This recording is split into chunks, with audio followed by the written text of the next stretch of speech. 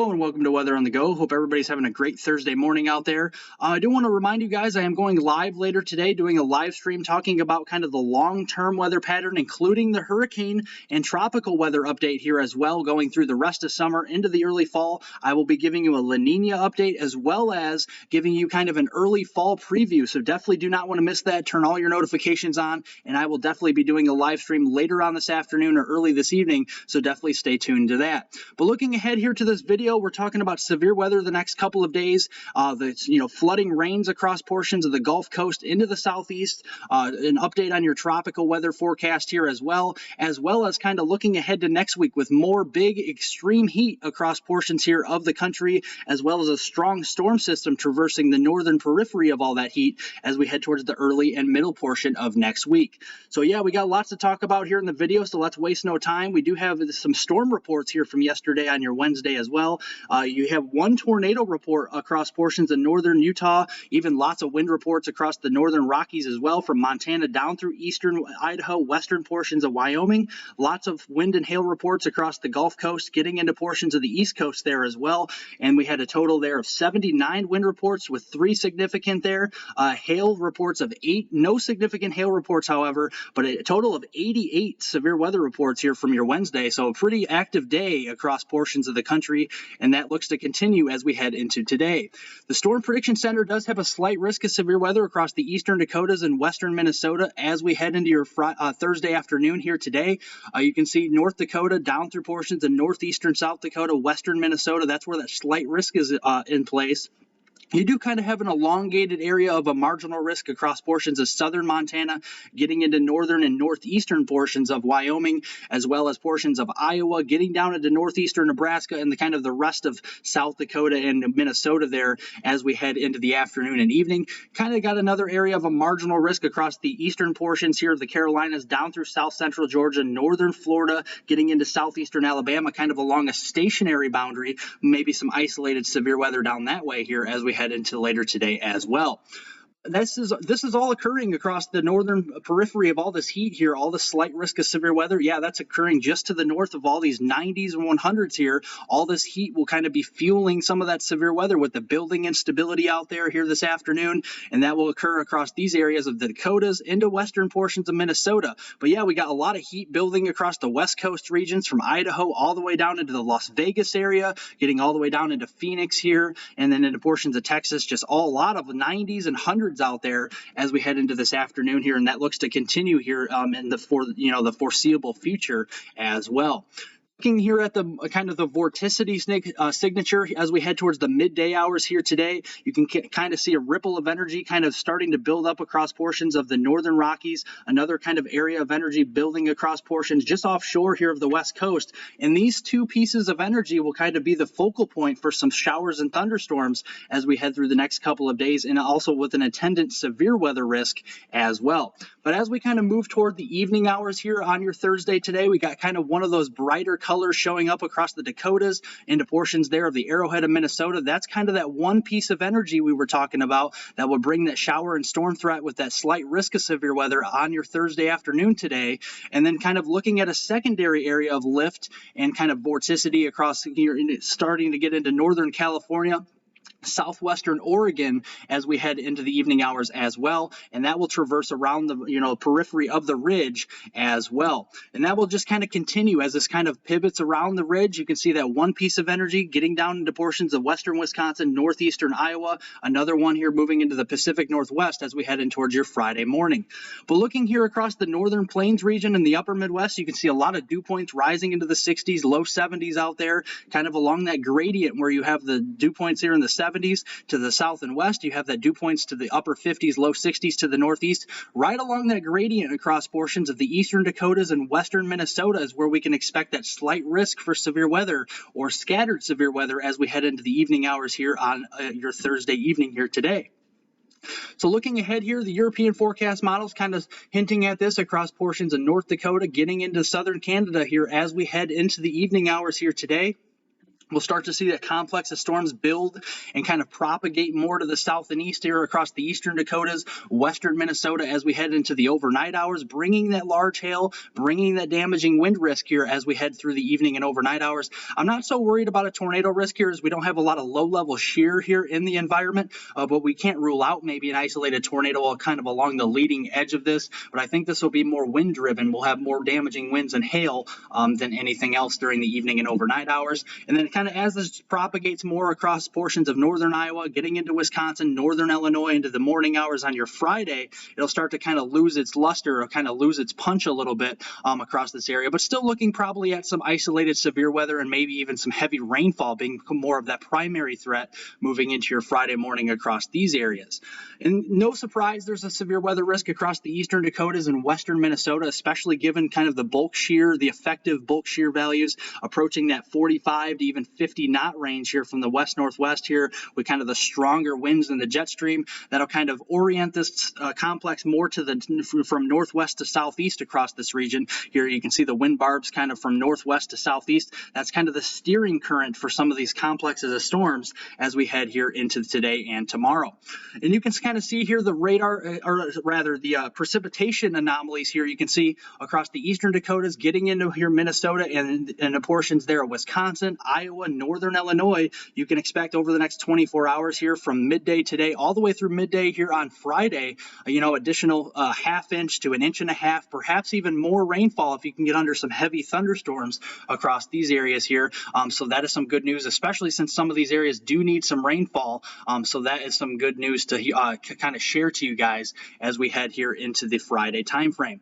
And then kind of looking more towards Friday morning, Friday afternoon, and even Friday evening here across portions in two areas of the northern Rockies, northern plains, and then looking down to the western Great Lakes.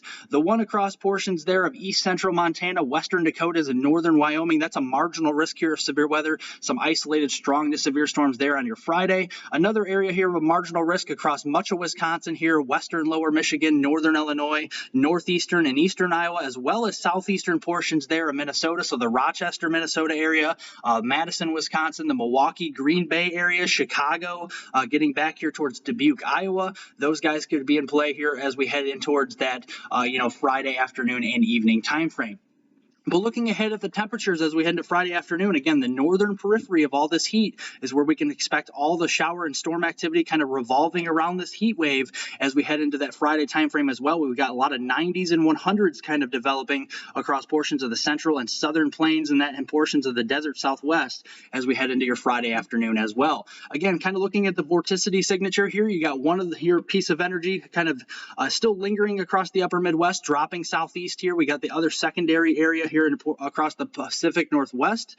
That will kind of revolve around the northern and northeastern periphery of all this heat here as we head into the Friday evening time frame. We got to kind of watch this area across the Chicagoland area, the Milwaukee area, into portions of western lower Michigan, maybe some strong storms there. Kind of a secondary, more subtle area of vorticity and kind of energy across portions of Montana we'll have to watch as well here heading into your Friday evening. And that will kind of move to the east across the Dakotas as we head toward the midday hours on Saturday and kind of drop more to the southeast again, kind of rounding this ridge as we head into the afternoon and evening hours on your Saturday as well.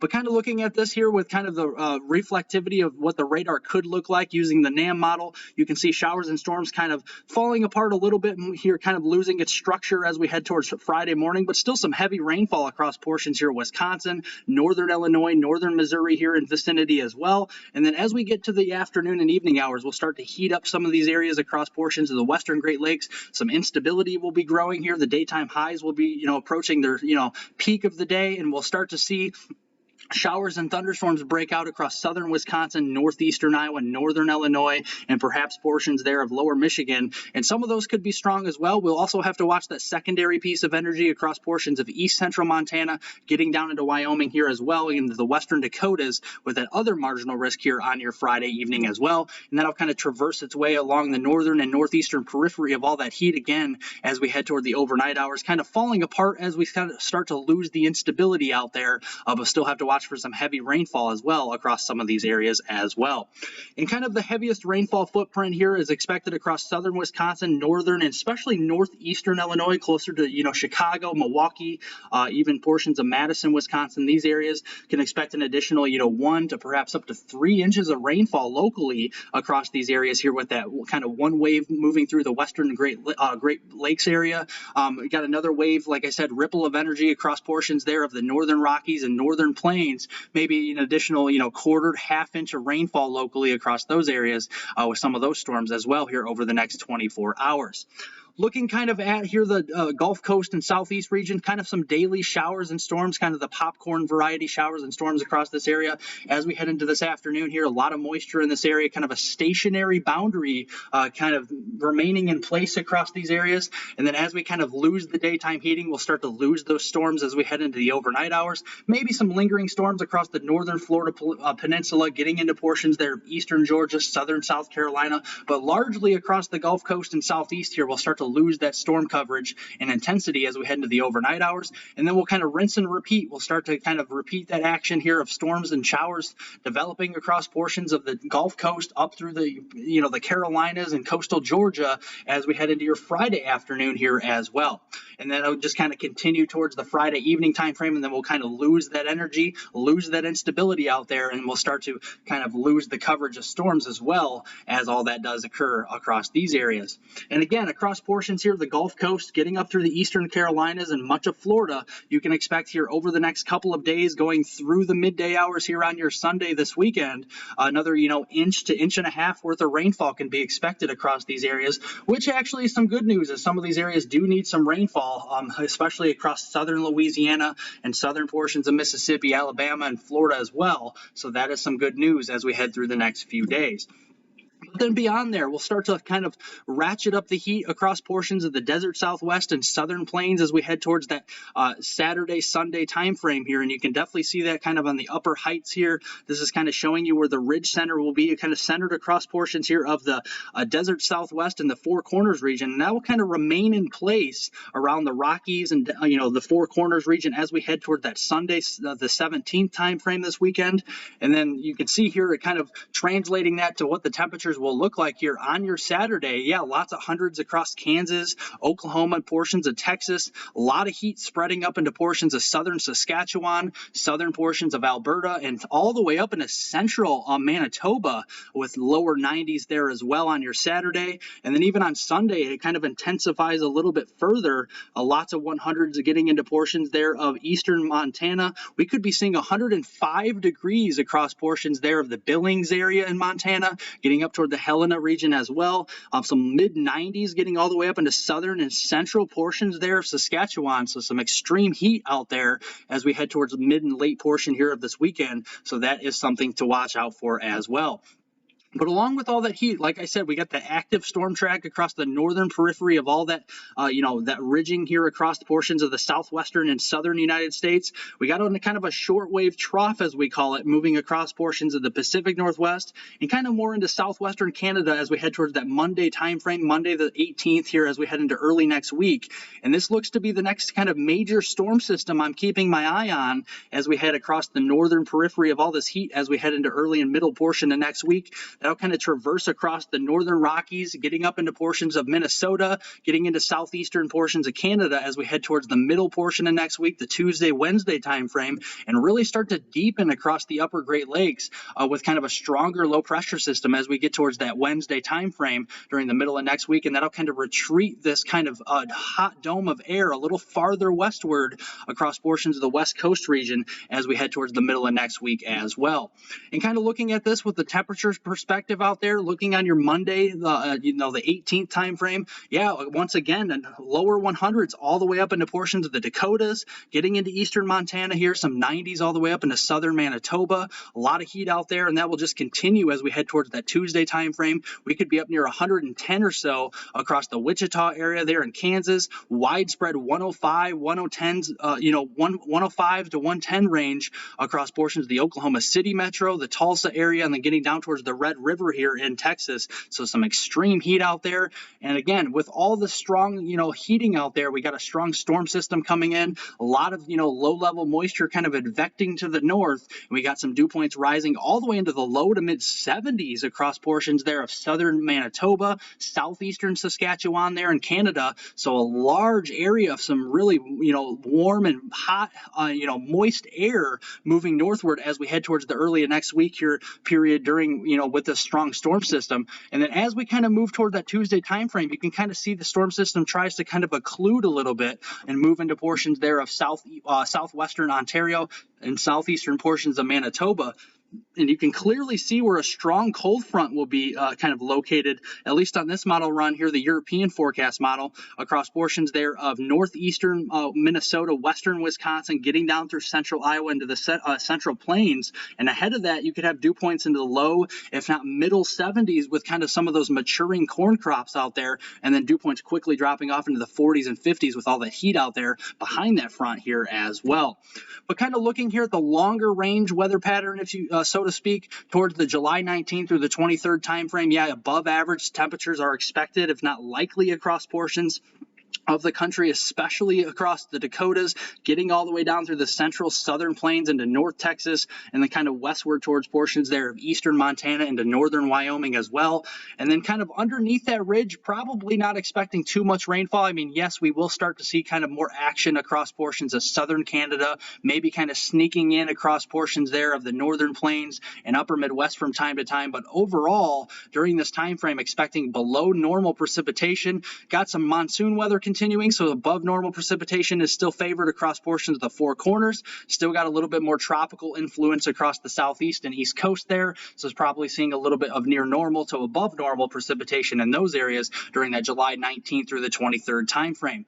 But even as we go a little further, the heat really does have that staying power going all the way through the 27th of the month of July, kind of the closing days of July, and we're really still seeing kind of a likely signal here from the Climate Prediction Center of above normal temperatures kind of dominating across mainly just the entire United States, especially from the Dakotas all the way down through Kansas, Nebraska, getting down through Oklahoma, north central Texas, as well as western portions of Missouri, western portions there of Arkansas. Just likely above normal temperatures during that time frame. And then still underneath that ridge, don't be expecting a lot of rainfall. You got a lot of that sinking air out there. A lot of below normal precipitation can be expected in these areas as well, especially even across portions of the Pacific Northwest from Washington down through Idaho, here Oregon, as well as western portions there of Montana. Again, below normal precipitation, but where you got that tropical influence, you still have slightly above normal precipitation favored across portions of the mid-Atlantic, getting down through portions of the Carolinas into the Gulf Coast region during this time frame going through the 27th of the month. Kind of your tropical storm or kind of hurricane update out there. You can see that storm system that we were watching across the northern Gulf kind of no longer, watching that kind of just more of a flooding threat, heavy rain threat than anything else. But generally across the rest of the Atlantic, Caribbean, and Gulf, not really seeing anything here the next 5 days. So that is some good news for those areas as well. But still a kind of an active go of it across the Eastern Pacific Basin. We still got Hurricane Darby spinning out there, getting closer and closer to portions there of Hawaii. But it is expected to kind of weaken to a tropical storm as we head into tomorrow afternoon, and then a tropical depression as we head towards Saturday afternoon, and kind of moving more south of the islands. So that is some good news as well. Maybe some wave action here as we get closer to that time frame across portions of the Big Island there in Hawaii. Maybe some heightened waves and maybe some rip current risks, but nothing that of immediate concern in those areas here, at least the next couple of days. But kind of a more concern here is another system right on its heels across the Eastern Pacific, just off the southwest Mexican coast. Kind of a 90% chance of development the next 5 days, kind of moving northwest, kind of parallel to the coast here, but just off the coast here of Mexico. Another kind of robust area here of convection starting to develop across portions here of the coast of Mexico and kind of off the coast, especially here. And this will really start to organize and kind of expected to transition more to a tropical depression, if not another tropical storm developing across this area and moving more to the northwest here the next 5 days or so. So this will be be an area we'll be watching here as well.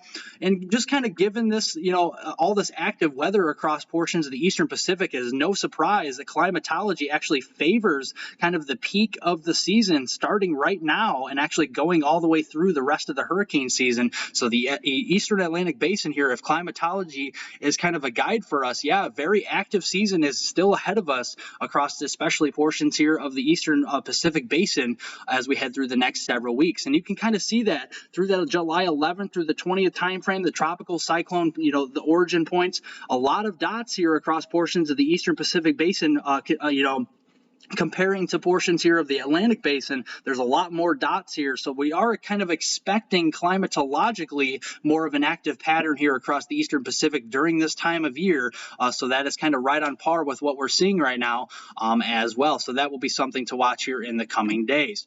But thank you guys for watching my video. I do appreciate it. I hope everybody, has a great Thursday and the rest of their week out there. Do remember to like my video here. Give me a thumbs up down below, as well as subscribe to the YouTube channel here as well. We got a lot of awesome weather related content here coming up later this week as well, and this weekend, as well as that live stream here later today. So definitely tune in for that here. And like I said, turn on all your notifications here to receive word on that live stream here later this afternoon or early this evening. But everybody, thank you for having thank you for watching the video, and I hope you have a wonderful, wonderful Thursday out there.